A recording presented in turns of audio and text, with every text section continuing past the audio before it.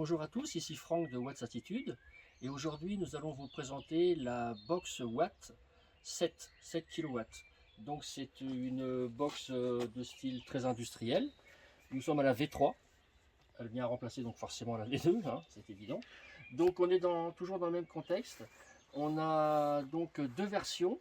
La version avec protection différentielle 40 ampères et 63 ampères. La 40 ampères, donc l'interdif 40 ampères protège, là en l'occurrence c'est celle d'un client, hein, celle-ci. Ouais. C'est une Schuko mâle, donc vous pouvez tirer 32 ampères via le module VSE, plus 8 ampères, on arrive sur les 40. Voilà. Après l'autre version, la 63 ampères, ce sera plus une prise de Schuko, mais une prise P17 16 ampères. Donc là, on pourra tirer 32 ampères plus 16 ampères, ce qui fait 48 ampères. Donc forcément, le 40 étant trop faible, on passe en 63. Cette box-ci doit être alimentée avec du 10 mm² pour une distance maximale de 24 mètres. Mais ça, on parlera, ce sera un autre tuto. Et par contre, la deuxième, avec le 63 ampères, c'est du 16 mm² pour la même distance. Voilà. Donc, elle se décline uniquement en câble attaché. Celle-ci, c'est la version 9 mètres, 9 ou 8 mètres. 8 mètres. 8 mètres. Donc, c'est le client qui la demande.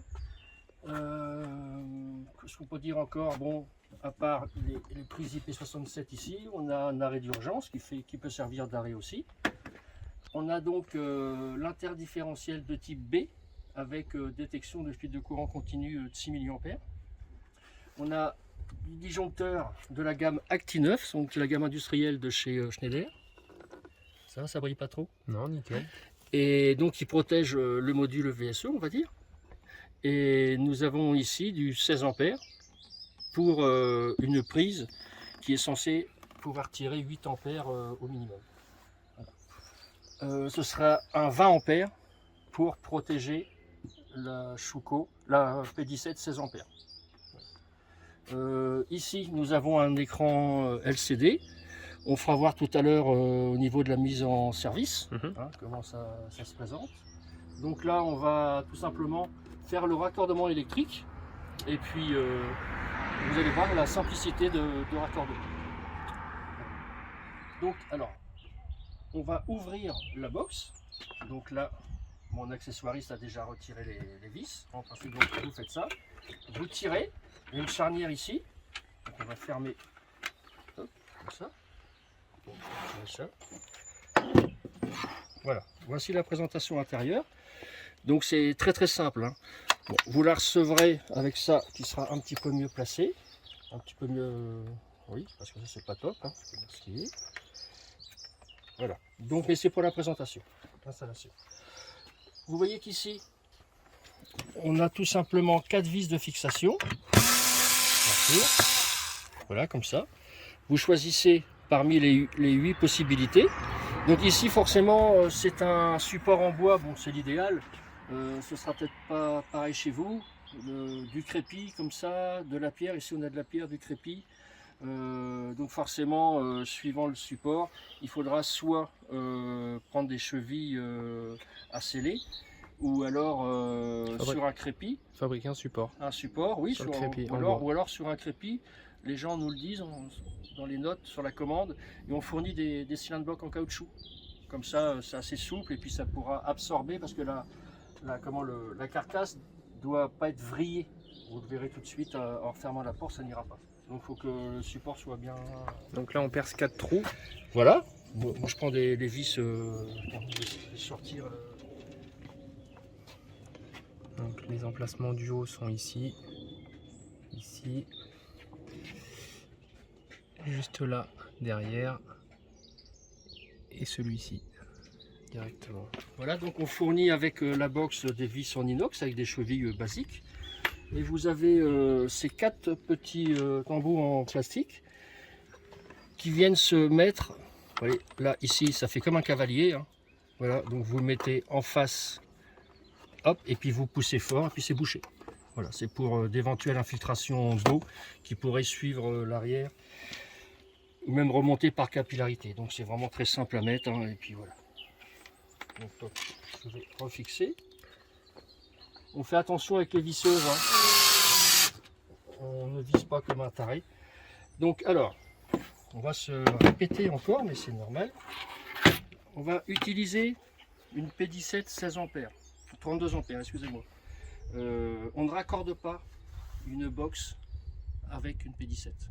Comme elle est appelée à rester toujours sur le mur, ça ne sert à rien d'ajouter des contacts amovibles pour rien. Donc nous, c'est uniquement à but de test puisqu'on la démonte et on la remonte de manière régulière. Voilà, tout à fait.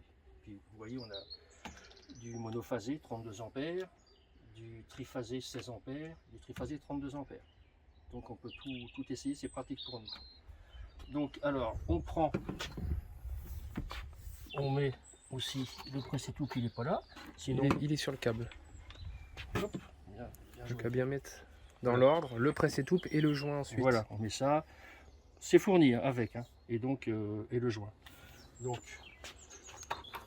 là, nous avons des embouts, mais vous, ce sera du rigide, donc il n'y a pas besoin de mettre d'embout. C'est bon, fils, tu peux redescendre. Ok. Voilà.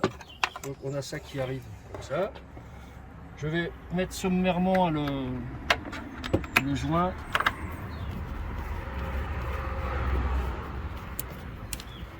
C'est vraiment l'histoire que vous voyez comment ça se passe. Pas hésiter à bien le serrer Oui, surtout. voilà. Là, je ne vais pas m'enquiquiner à le serrer fort. Hein. Toc.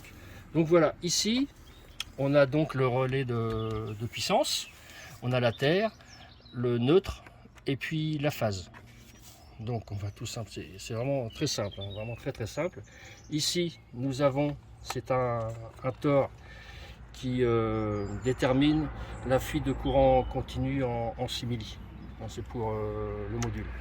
Voilà. Donc ici, nous avons la terre. La terre très important. du câble qui permet de recharger la voiture. Voilà, tout le à câble fait. de branchement à la voiture. Votre terre. Donc les deux vont tout simplement ici, comme ça. Les deux ensemble, Les sur deux le même ensemble. bornier. C'est pour ça que ici, on prépare, vous aurez cet embout là. Donc forcément ça, il n'y a pas lieu d'être. Hein. Ce sera à mettre dans les deux. Ou alors vous ne servez pas de l'embout, hein, c'est pas grave. Et toc, on met celui-là et l'autre comme ça. Voilà. Hop, le bol, c'est le bleu. Le bleu? Non, c'est celui-là. C'est celui-là. Voilà. Donc on serre les deux terres ensemble. Hein. Ce n'est pas la peine d'aller chercher la terre là-haut, puisque nous on l'a déjà raccordé pour diverses raisons pour nous. Vous, votre alimentation, c'est vraiment que là que ça se passe. Il n'y a pas à chercher autre. Midi à 14h, le neutre qu'on va mettre tout de suite.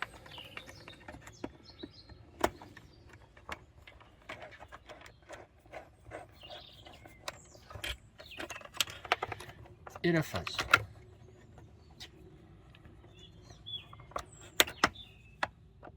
Hop.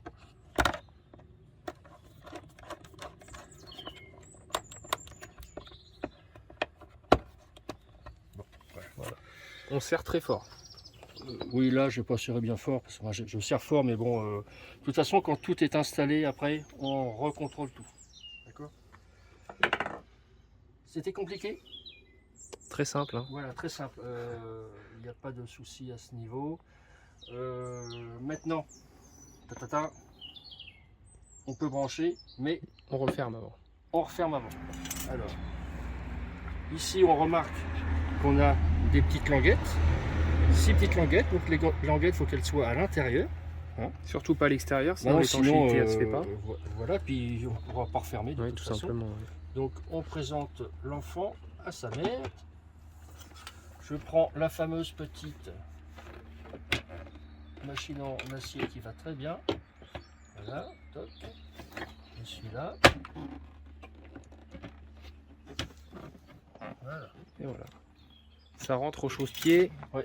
mais ça rentre. Ça rentre très bien. Voilà. Il ne faut pas forcer, hein, c'est vraiment, vraiment les 3 languettes d'un côté et de l'autre côté, plus ici, qu'il faut bien ajuster. Il ne faut pas se presser, ça va très bien. Donc, une fois qu'on est sûr qu'on est bien en toute la périphérie emmanchée, on approche à la visseuse, hein. On ne bloque pas.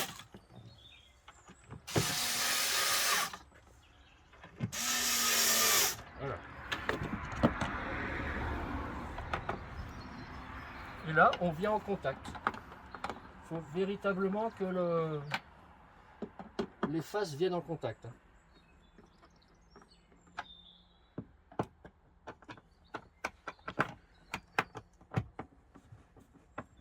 Voilà. Tu vois bien, fils? Ouais. Hop. Voilà, on passe comme ça, on voit qu'on est bien. Ici, ben, on est bien aussi. Voilà. Alors nous allons passer maintenant à la mise sous tension.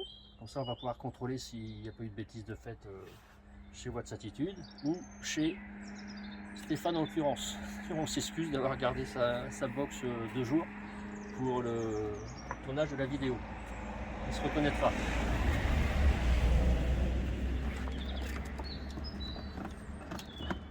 Hop.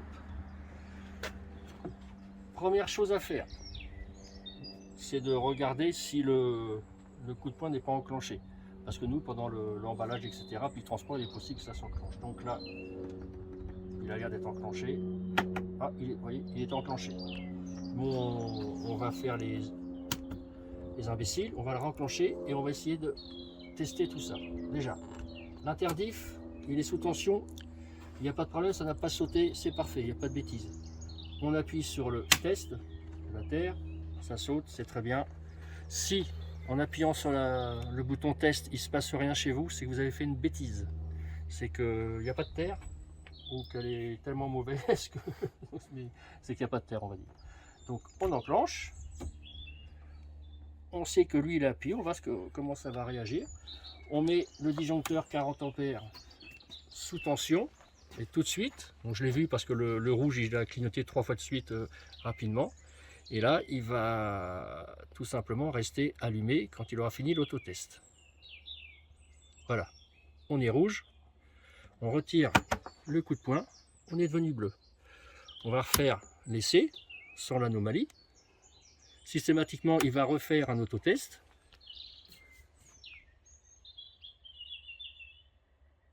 Ça dure quelques secondes, hein, c'est pas bien méchant.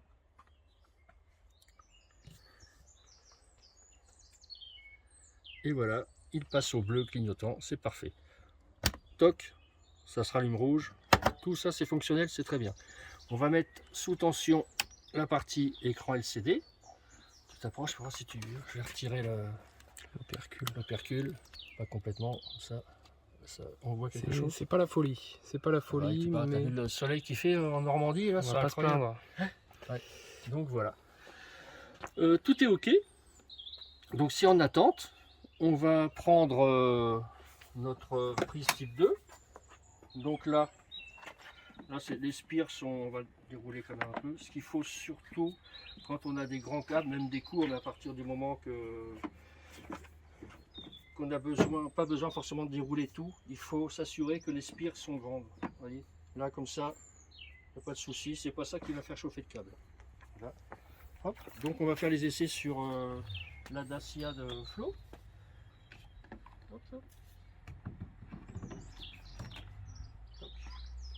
On a entendu verrouiller. La voiture vient de verrouiller, nickel. Voilà. On a entendu le relais de puissance qui est derrière collé.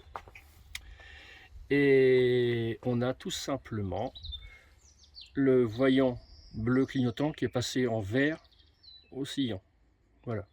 La charge s'est déclenchée. Voilà, là on est à... Vous voyez, c'est des watts, hein, c'est pas des kilowatts. Donc on va arriver, là on est à près de 6000 watts. Donc là, on va arriver un petit 7 kW. Donc un petit 7000 watts, ça fait 7 kW. C'est vrai que tu vois là. Regarde, c'est mieux ou pas? Je vois pas grand chose. Voilà. C'est pas top. On a les indications donc là de 20. Qu'est-ce que je vois, 29 ampères. Voilà, 29 voilà, ampères. Et puis on a 236 volts.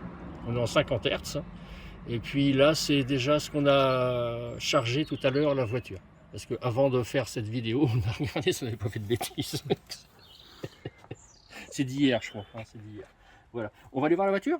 Avant, est-ce qu'on montre pas peut-être déjà le bouton d'arrêt d'urgence qui coupe et qui reprend?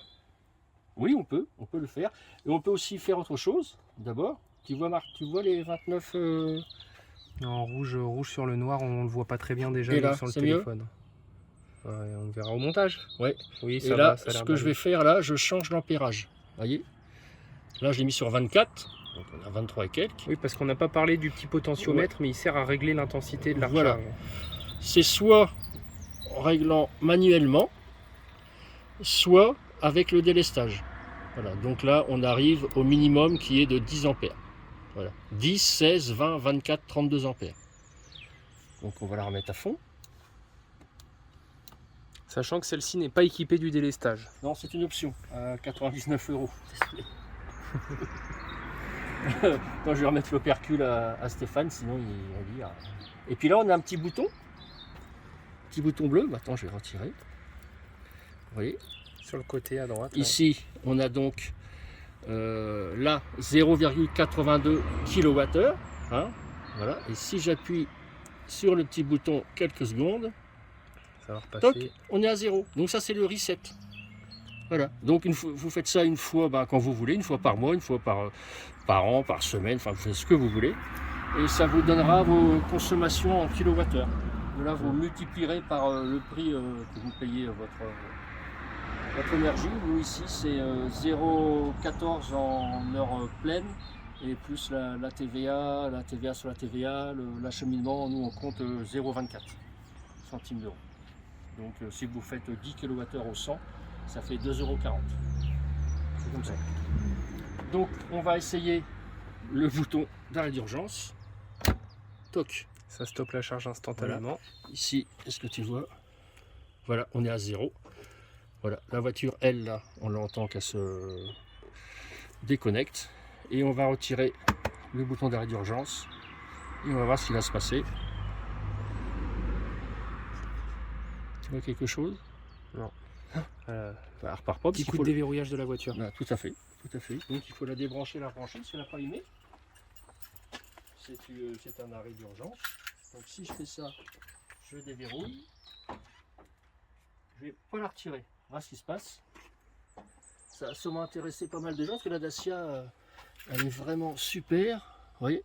Quoique un peu capricieuse parfois. Hein. Oui, mais bon, ça c'est au niveau de la mise en route, pour que le petit hoquet vert il apparaisse. Hein, donc là, on a eu beau ouvrir la voiture, on n'a pas retiré la prise. Donc là, je retire la prise. Donc là, elle va se réinitialiser et ça va repartir au niveau du cycle. Voilà. Et c'est reparti. Voilà. Ça veut donc bien dire, hein, si vous l'arrêtez, ou un petit plaisantin, un enfant, une personne l'arrête, vous aurez beau redéverrouiller l'arrêt d'urgence, elle ne se remettra pas en route. Donc il faudra... oui. Donc voilà, c'est un arrêt d'urgence, c'est fait pour ça. Alors figure-toi que sur la Tesla, elle se remettra en route automatiquement. Pareil, tout à fait. Ouais. Ouais. Donc on va voir la voiture à l'intérieur. Alors pour ceux qui n'ont pas encore leur Spring, je peux vous dire qu'elle est formidable cette petite voiture. Soyez pas jaloux. Ah ouais, elle est... Merci GG au fait, hein, encore une fois. On est donc là à 89%. On a une autonomie de 199 km. Et puis là, elle nous dit qu'il faut 25 minutes pour arriver jusqu'à 100%. Mais c'est normal dans le sens où les derniers kilowattheures sont longs à... Oui, on voit pas bien. Sont longs à aller jusqu'au 100%. Comme un téléphone au final. Donc voilà, impeccable.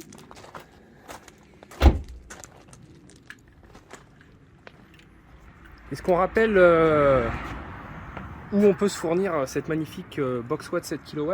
Ouais. C'est marqué juste ici. Voilà. Et Comme le c'est port-salut. la fabrication 100% française. Bon, les éléments, il y a un petit peu de toute provenance. Boîtier Espagne, on a de l'électronique qui vient des pays de l'Est, Europe. Quelques produits aussi de l'Asie. Très important, produit très important en Asie. Et voilà. Mais c'est conçu, fabriqué. Et ça, c'est par français, nous. c'est du Lexan. Le câble, C'est et du oui, le Lexan, câble, c'est français. produit français. Ouais, voilà. Donc cette box, comme la V2, elle est livrée avec un standard, avec un câble attaché de 6 mètres. Vous pouvez prendre jusqu'à 15 mètres en tout. Donc ça veut dire une option à 10 € le mètre. Donc dans tous les cas, quand vous irez dans le menu déroulant, on peut aller jusqu'à 15 mètres maximum. Donc ça c'est dans les options. Vous avez dans les options aussi le délestage. Parce que là, forcément, la Dacia Spring comme la petite Peugeot i208 et puis la Zoé, encore d'autres aussi, mais beaucoup moins, tant que la voiture passe. L'auto, via l'ordinateur de bord, ne permet pas de régler l'ampérage. Ça veut dire que sur cette voiture, bon, c'est pas le bon exemple parce que elle charge en 32 ampères mono, mais si vous avez donc un abonnement en 6 kVA, par exemple pour la maison, 6 kVA c'est 30 ampères, disponible pour la maison, et bien la voiture en prenant elle toute seule 32 ou un petit 30, hein, c'était combien? Son réglage maximum, faut bien préciser, parce qu'elle permet d'autres réglages. La voiture ou la Non, la borne. Ah oui, bien la sûr, borne, là on oui. parle de l'ampérage, franchement de l'intensité. Pouvant prendre 32 ampères, ayant que 30 de disponible avec l'abonnement 6 kVA, ben, ça va sauter. Si vous avez un compteur électronique classique, ça va aller, on peut sans problème dépasser quelques ampères. Par contre, si vous avez un Linky, lui il saute tout de suite. Dépasser de quelques dizaines de watts, il saute.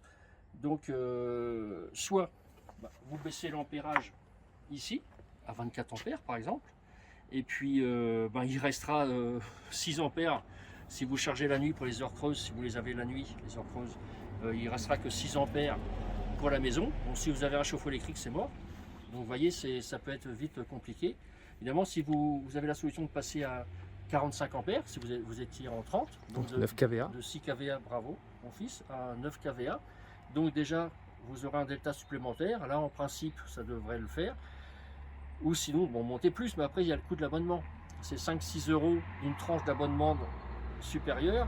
Donc par 10, on va dire 60 euros. Donc ça vous fait dans les 70 euros quand même, entre 60 et 70 euros par an d'abonnement en plus. C'est peut-être à prendre en compte. Ou alors après, vous prenez le délestage, qui est en option sur la boutique Haute Certitude.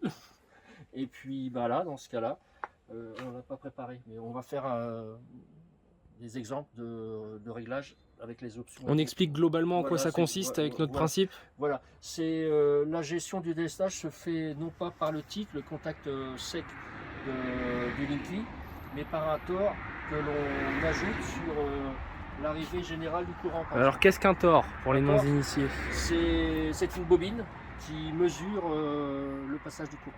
Voilà, simplement. Voilà. C'est un tore qui s'ouvre en deux, donc vous n'avez pas besoin de décabler. Il se met, ça c'est gros quand même, il se met donc à la sortie soit de votre disjoncteur 500 milli, hein, pas en amont, hein, vraiment à partir du 500 milli jusqu'à l'arrivée de votre compteur si vous voulez, ça dépend où va être située la box, puisque là il faudra forcément un câble avec 2 fils pour le signal. Voilà. Donc, mais on fera un tuto là-dessus. Un petit peu plus poussé. Mais voilà. globalement, ça fonctionne comme ça. Et module automatiquement. On fera le branchement, le raccordement comme ça, puis on fera les essais, puisqu'on a des appareils à l'intérieur qui sont très pratiques pour faire voir tout ça justement. On pourra simuler un abonnement de 6 kVA, un abonnement de 9, de 12, de 15, un petit peu de tout. Voilà. Donc voilà, petite mère à biberonne tranquillou. Hein. À part ça, quoi dire, les options, après en autre option, on a le RFID. On pourra ajouter si on veut donc c'est un badge comme une carte bleue de crédit. Hein. Donc deux badges sont fournis avec l'option RFID. Donc le capteur, on peut le mettre ici ou ici, mais on va très certainement le mettre là. Ou même sur le côté, ça serait pas mal aussi. Et puis on plaque la carte dessus, puis c'est ce qui permet de mettre en route et puis d'arrêter. C'est bien quand vous êtes en limite de votre propriété, si vous êtes dans des copropriétés justement, où vous voulez que vous qui puissiez vous servir de la box. Et ça c'est pratique, parce que sinon, voilà, c'est... Mais si c'est pour dans une enceinte close... Pas besoin du RFID. Il n'y a pas besoin du RFID, hein, tout à fait. C'est même une contrainte après, parce qu'il faut la carte sur soi pour... Faut pas l'oublier, faut pas la perdre. Voilà. Voilà. Il y a des Il y a des fonctions identiques qui seront avec l'application téléphone. Nous, ça viendra, mais pour l'instant, on ne propose pas. Ouais. C'est sa version là, dans son plus simple Voilà, appareil. et pour ceux qui nous connaissent et qui ont acheté la V1 et après la V2 était à 568 € je crois, en version 40 ampères. Ouais. 49 € et 69 € pour la 63. Mm. Et donc on a réussi, donc avec ce billet d'option, à la descendre en dessous de 500 €. On a changé le boîtier aussi, puisque maintenant le boîtier n'est plus usiné comme on pouvait faire sur l'autre. Donc on le faisait pourtant ici, hein, on a ce qu'il faut pour usiner. Et du coup, même si le boîtier celui-ci est un peu plus cher que l'autre, qui fait qu'on a moins de temps à passer dessus, on s'est dit il faut qu'on descende le prix. Puis c'est ce qu'on a réussi à faire. Parce que c'est aussi ça Watts Attitude. Ouais, tout à fait. Arranger au maximum le portefeuille des clients. Ouais. Et puis que nous on arrive à un minimum à en vivre. On court pas après le business, ça c'est clair. Voilà, donc tout ce que je peux vous dire pour l'instant, c'est ça. C'est garanti 2 ans pièces et main d'œuvre. Sur la V2, on a un SAV qui se prépare, là, de ce que j'ai pu entendre. On précise quand même le nombre de box V2 vendus. Entre 150 et 200. Ouais, plus que ça. Ouais. Plus que ça. Moi j'en ai vu circuler 150. Ouais, toi plus. Ça fait 3 ans là. Ouais. 3 ans, là. Non, c'est pas. Donc un SAV.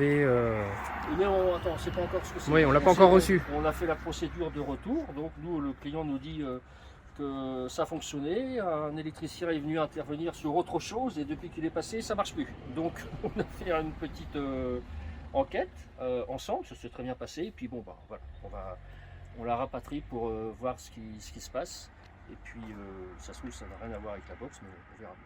Voilà. Affaire à suivre. Affaire à suivre. Mais bon, sachez que on vous dira jamais que on vous promet qu'il n'y arrivera jamais rien, c'est de l'électronique. Le risque zéro n'existe pas comme avec les automobiles, comme avec tout, les télés, les téléphones, c'est la même chose. Voilà. Donc écoutez, merci d'avoir suivi cette vidéo. Et puis à bientôt pour d'autres vidéos justement. Salut à tous, portez-vous bien. Et ciao ciao.